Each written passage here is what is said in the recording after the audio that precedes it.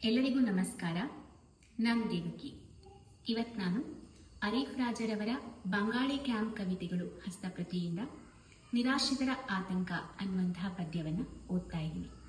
ರಾಯಚೂರು ಜಿಲ್ಲೆಯ ಸಿಂಧನೂರಿನಲ್ಲಿರುವಂತಹ ಬಂಗಾಳಿ ನಿರಾಶ್ರಿತರ ಕ್ಯಾಂಪಿನ ಜನರ ಬದುಕು, ಅವರ ದಿನನಿತ್ಯದ ಬವಣೆ, ಅವರ ಆತಂಕಗಳನ್ನು ಇಟ್ಕೊಂಡು ಬರೆದಿರುವಂತಹ ಈ ಪದ್ಯಗಳು ಯಾರನ್ನಾದರೂ ಕ್ಷಣಕಾಲ ಚಿಂತೆಗೆ ಹಚ್ಚಿ ಕಾಡುವಂತೆ ಮಾಡುತ್ತೆ ಅನ್ನೋದು ನನ್ನ ಅನಿಸಿಕೆ.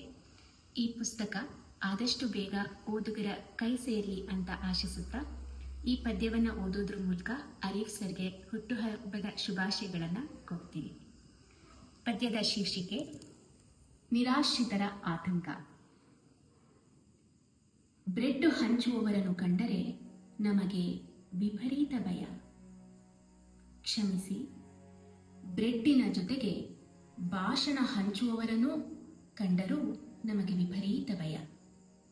ಬ್ರೆಡ್ಡಿನ ಜೊತೆಗೆ ಭಾಷಣ ಹಂಚುವವರನ್ನು ಕಂಡರೂ ನಮಗೆ ವಿಪರೀತ ಭಯ. ಯಾಕೆಂದರೆ ಅವರು ವಿಶೇಷ ಭದ್ರತಾ ಪಡೆಯೊಂದಿಗೆ ಬಂದು ಯಾವಾಗ ನಮ್ಮನ್ನು ಪುನಃ ನಿರಾಶ್ರಿತರನ್ನಾಗಿಸುವರೋ ಗೊತ್ತಿಲ್ಲ.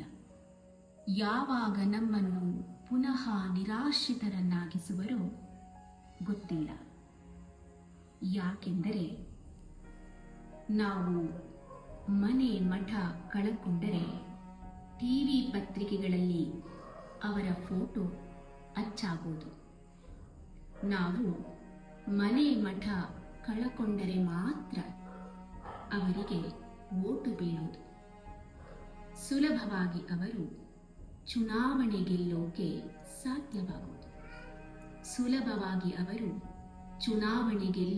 ಸಾಧ್ಯವಾಗುವುದು. ಯಾಕೆಂದರೆ ನಾವು ಮನೆ ಮಠ ದೇಶ ಭಾಷೆ ಕಳಕೊಂಡಾಗ ಮಹಾನ್ ಪುರುಷರು ಹೇಳುವ ಮಾನವೀಯತೆಯ ಮಾತುಗಳ ಜೊತೆಗೆ ಅವರ ಪುರುಷತ್ವ ಸಹ ಎದ್ದು ನಿಲ್ಲುವುದು.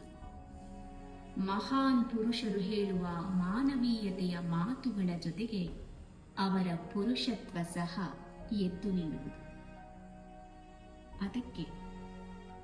ಅದಕ್ಕೆ ಬ್ರೆಡ್ ಹಂಚುವವರಿಗಿಂತ, ಅಂದರೆ ಬ್ರೆಡ್ಡಿನ ಜೊತೆಗೆ ಭಾಷಣ ಹಂಚುವವರನ್ನು ಕಂಡರೆ ನಮಗೆ ವಿಪರೀತ ಭಯ. ಅದಕ್ಕೆ ಬ್ರೆಡ್ಡಿನ ಜೊತೆಗೆ ಭಾಷಣ ಹಂಚುವವರನ್ನು ಕಂಡರೆ ನಮಗೆ ವಿಪರೀತ ಭಯ. Thank you.